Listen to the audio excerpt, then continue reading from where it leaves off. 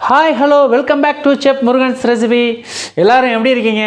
So இன்றைக்கி வந்து நம்ம சேனலில் வந்துட்டு ஒரு சூப்பரான ஒரு ரெசிபி தான் பார்க்க போகிறோம். வெஜிடபிள் பிரியாணி. ஸோ அதுக்கு என்ன பொருட்கள் தேவைங்கிறத நம்ம ஃபஸ்ட் ஆஃப் ஆல் பார்த்துட்டு வந்துடுவோம். அதை இப்போ வந்து பார்த்திங்கன்னா நம்ம வந்து வெஜிடபிள் பிரியாணிக்கு தேவையான பொருட்கள் தான் பார்க்க போகிறோம். இன்றைக்கி வந்துட்டு பார்த்திங்கன்னா ஒரு 4 பேருக்கு வந்துட்டு வெஜிடபிள் பிரியாணி பண்ண போகிறோம். அந்த 4 பேருக்கு குவான்டிட்டி பார்த்திங்கன்னா ஒரு 500 கிராம், அதாவது 1/2 கிலோ ரைஸ் வந்து நான் எடுத்திருக்கேன். அதுக்கு தேவையான பொருட்கள் தான் இன்றைக்கி பார்க்க போகிறேன். நான் வந்து ஒரு 2 கேரட்டு, ஒரு 100 கிராம் வந்து பீன்ஸ் அழகாக கட் பண்ணி வச்சுருக்கேன். கொஞ்சம் காலிஃப்ளவர், சின்ன காலிஃப்ளவர் இருந்தால் ஒரு பீஸ் போட்டுக்கலாம், பெருசாக இருந்துச்சுன்னா பாதி போட்டுக்கோங்க. நான் அந்தளவு கட் பண்ணி எடுத்து வச்சுருக்கேன். அதுபோல் மீல் மேக்கர் வந்து பார்த்திங்கன்னா ஒரு 50 கிராம் வந்து மீல் மேக்கர் எடுத்து வச்சுருக்கேன். இதை வந்து சுடு தண்ணியில் போட்டு உப்பு போட்டு பாயில் பண்ணி வடிச்சிட்டு அதுக்கப்புறம் தான் நம்ம போடணும். ஸோ அதுக்கடுத்து வந்து பார்த்திங்கன்னா தக்காளி, நான் 2 தக்காளியை வந்துட்டு சென்டரில் உள்ள அந்த தண்டை எடுத்துகிட்டு அதுக்கப்புறம் அழகாக கட் பண்ணி எடுத்து வச்சுருக்கேன். 2 வெங்காயம் இந்த வாக்கில் நீல வாக்கில் கட் பண்ணி வைங்க, பிரியாணிக்கு செம்ம டேஸ்ட்டாக இருக்கும். அதுபோல் வந்து பார்த்திங்கன்னா ஒரு 6 பச்சை மிளகா எடுத்து வச்சுருக்கீங்க காரத்துக்காக, காரம் இது மட்டும்தான். ஸோ அதுபோல் வந்து பார்த்திங்கன்னா தாளிக்கிறதுக்கு நமக்கு வந்து பார்த்திங்கன்னா ஒரு 2 பட்டை, ஒரு 4-5 ஏலக்காய், 2 அன்னாச்சிப்பூ, இதில் வந்து பார்த்திங்கன்னா கிராம்பு இருக்குது. ஸோ இதில் வந்துட்டு ஒரு 5-6 கிராம் போட்டால் போதும், நிறையா இருக்க மாதிரி இருக்குது. ஸோ 5-6 கிராம் போட்டுக்கலாம். இது வந்து ஒரே ஒரு இலையை வந்துட்டு நம்ம க்ளீன் பண்ணி கிழிச்சு எடுத்து வச்சுருக்கோம். தேவையான உப்பு போட்டுக்கலாம்.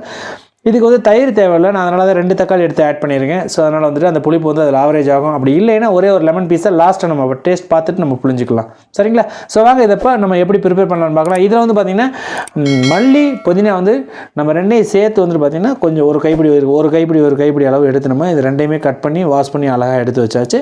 இப்போ வந்து நம்ம ப்ரிப்பரேஷன் ஸ்டார்ட் பண்ணிடலாம்.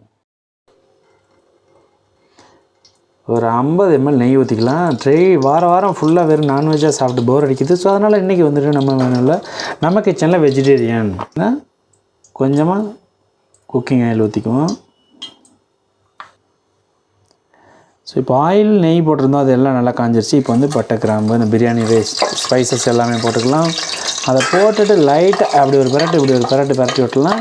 அதுதான் அந்த ஏலக்காய் வெடிக்க போகுது. அதுக்கு முன்னாடியே நம்ம என்ன பண்ணுவோம்னா அந்த வெங்காயத்தை கொட்டிடுவோம், இல்லைனா ஏலக்காய் வந்து நம்ம மேலே தெரிச்சிடும்.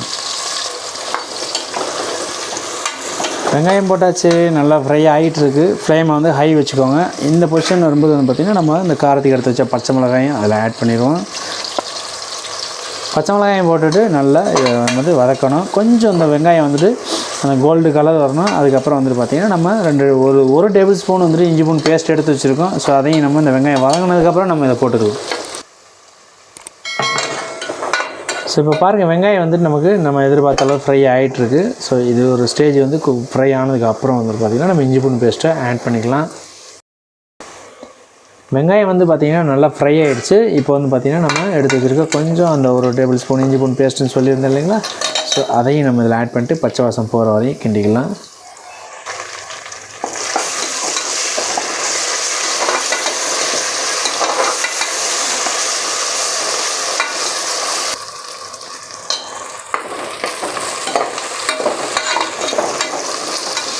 ஸோ இஞ்சி பூண்டு பேஸ்ட்டு மனம் அப்படியே சூப்பராக வருது, ஃப்ரை ஆகிடுச்சு. இப்போ வந்து பார்த்திங்கன்னா நம்ம கட் பண்ணி வச்சுக்க 2 தக்காளியை சேர்த்துருவோம்.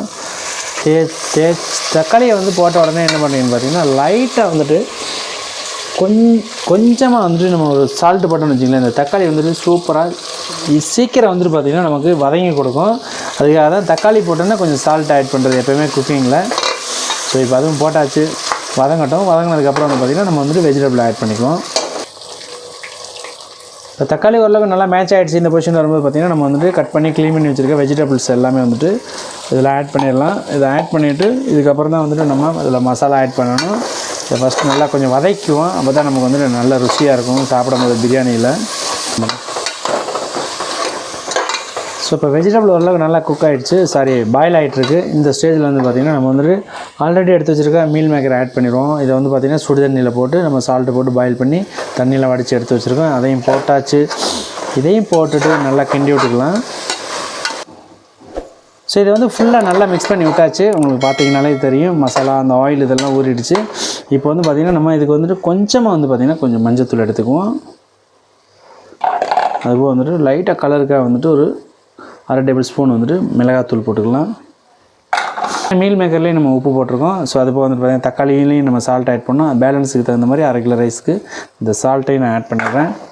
ஸோ இப்போ இந்த மசாலா இப்போ போட்டோம்னா உப்பு இது எல்லாமே வந்துட்டு நல்லா மிக்ஸ் ஆகிற வரையும் ஒரு 5 நிமிஷம் கைவிடாமல் கிண்டுங்க.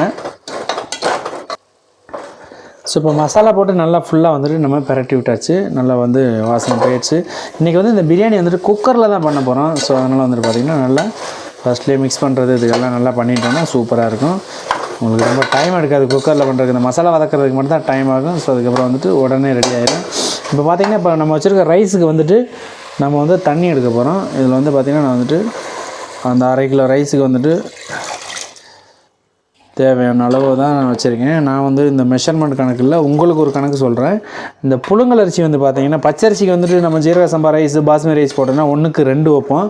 இது வீட்டில் உள்ள வந்துட்டு ஆஃப் ஸ்ட்ரீம் புழுங்கலரிசி அப்படிங்கிறதுனால வந்து பார்த்திங்கன்னா நான் வந்துட்டு ஒரு கிளாஸ்க்கு வந்துட்டு 2.5 கிளாஸ் தண்ணி அளவு வைக்கணும். இதுதான் மெஷர்மெண்ட்டு. நீங்கள் எந்த பவுலில் வேணாலும் அளங்க, எந்த ரைஸ் எந்த கப்பில் வேணாலும் எடுத்துக்கோங்க. எந்த கப்பில் ரைஸ் எடுக்கிறீங்களோ அதே கப்பில் வந்துட்டு 2.5 லிட்டர் வந்து தண்ணி வைக்கணும். சாரி, அதாவது 2.5 மடங்கு வந்து தண்ணி வைக்கணும், அவ்வளோதான். மற்றபடிக்கு வந்துட்டு ரேஷியோலாம் ஒரே தான். ஸோ இப்போ வந்து பார்த்திங்கன்னா பிரியாணி அழகாக வந்துட்டு கொதிக்க ஆரம்பிச்சிருச்சு. நம்ம தண்ணி ஊற்றி இந்த பொசிஷன் வரும்போது இப்படி கொதிக்கும் போது என்ன பண்ணுறீங்க கேட்டால், நம்ம ஆல்ரெடி கட் பண்ணி வச்சுருக்க மல்லி புதினாவை எடுத்து அப்படியே மலை சாரல் மாதிரி போட்டுட்டு அதுக்கப்புறம் வந்துட்டு பார்த்திங்கன்னா நம்ம ரைஸ் அதில் ஆட் பண்ண போகிறோம். ரைஸும் வடித்து ரெடியாக இருக்குது. இப்போ வந்து இந்த ரைஸையும் இதில் ஆட் பண்ணிடலாம். பாருங்கள், புழுங்கலரிசி. ஸோ அதனால தான் நம்ம இந்த தண்ணி அளவு மெஷர்மெண்ட் வச்சோம். 2வது குக்கரில் பண்ணுறோங்கிறதுனால அந்த மெஷர்மெண்ட் நான் உங்களுக்கு சொல்லியிருக்கேன். இது எக்ஸாக்டாக இருக்கும். வீட்டில் பண்ணுறது ஆஃப் ஸ்ட்ரீம் ரைஸாக இருந்துச்சு அப்படின்னா, நீங்கள் பச்சரிசி பண்ணும்போது நீங்கள் 1க்கு 1.25 2 அந்த மாதிரி, அது வந்து அந்த பழைய அரிசி புது அரிசி அந்த மாதிரி நிறைய வேரியேஷன் வரும். அதுக்கு தகுந்த மாதிரி நீங்கள் தண்ணி வச்சிங்கன்னா கரெக்டாக இருக்கும்.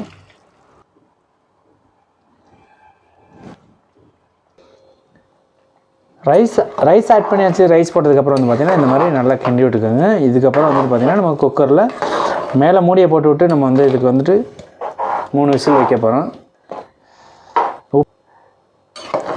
உப்பு சால்ட்டை வந்து ஒரு டைம் லாஸ்ட்டாக டைம் செக் பண்ணிவிட்டு அதுக்கப்புறம் மூடி போடுங்க. ஏன்னா கொஞ்சம் கம்மியாக இருந்தாலும் கூட இருந்தாலும் தப்பாக போயிடும். ஸோ அதனால் இந்த ஸ்டேஜ் வரும்போது நீங்கள் சால்ட்டை செக் பண்ணிக்கோங்க. நான் ஆல்ரெடி செக் பண்ணிட்டேன், நான் போட்டது பர்ஃபெக்டாக இருக்குது. ஸோ இப்போ வந்து இதுக்கு வந்து நான் ஒரு மூடியை போட்டு நான் க்ளோஸ் பண்ணி வைக்க போகிறேன். இப்போ நம்ம சொன்ன மாதிரி குக்கர் வந்து மூடி போட்டு கரெக்டாக வந்து பார்த்திங்கன்னா 3 விசில் விட்டாச்சு. அதுக்கப்புறம் வந்து பார்த்திங்கன்னா ஒரு 10 நிமிஷம் கழிச்சு தான் இதை ஓப்பன் பண்ணுறோம். அப்போ தான் வந்துட்டு பார்த்திங்கன்னா அந்த நல்லா வந்து ரைஸ் நமக்கு வந்து அந்த ஒரு பொழுவெழுப்பு இருக்கும், ஈரப்பசம் இல்லாமல். ஸோ இப்போ பார்த்திங்கன்னா ஏர் ஃபுல்லாக ரிலீஸ் ஆகிடுச்சு. இதுக்கப்புறம் வந்து பார்த்திங்கன்னா இதை நம்ம இப்படி ஓப்பன் பண்ணிவிட்டு உங்கள் முன்னாடியே வந்து பார்த்திங்கன்னா பிரியாணி பாருங்கள், பார்த்தாலே உங்களுக்கு தெரியும் அவ்வளோ சூப்பராக இருக்குது. இதில் வந்து பார்த்திங்கன்னா உங்களுக்கு நெய் தேவையான ஆட் பண்ணிக்கலாம். நான் ஆல்ரெடி நெய் நிறையா போட்டிருக்கேன். நல்லாவே வந்திருக்கு. ரைஸ் நல்லா பொழுன்னு வந்திருக்கு. பார்த்தீங்கன்னாலே தெரியும் எவ்வளோ ரைஸ் எப்படி சூப்பராக இருக்குதுன்னு சொல்லிட்டு. ஸோ இதே மாதிரி நீங்கள் அழகாக ட்ரை பண்ணி பார்த்துட்டு உங்களோட ஃபீட்பேக்கை நம்மளோட கமெண்ட் செக்ஷனில் கமெண்ட் பண்ண மறந்துடாதீங்க. இப்போ வயிறு பசிக்குது, சாப்பிட போகிறோம். தேங்க்யூ ஃபார் வாட்சிங். பாய் பாய்.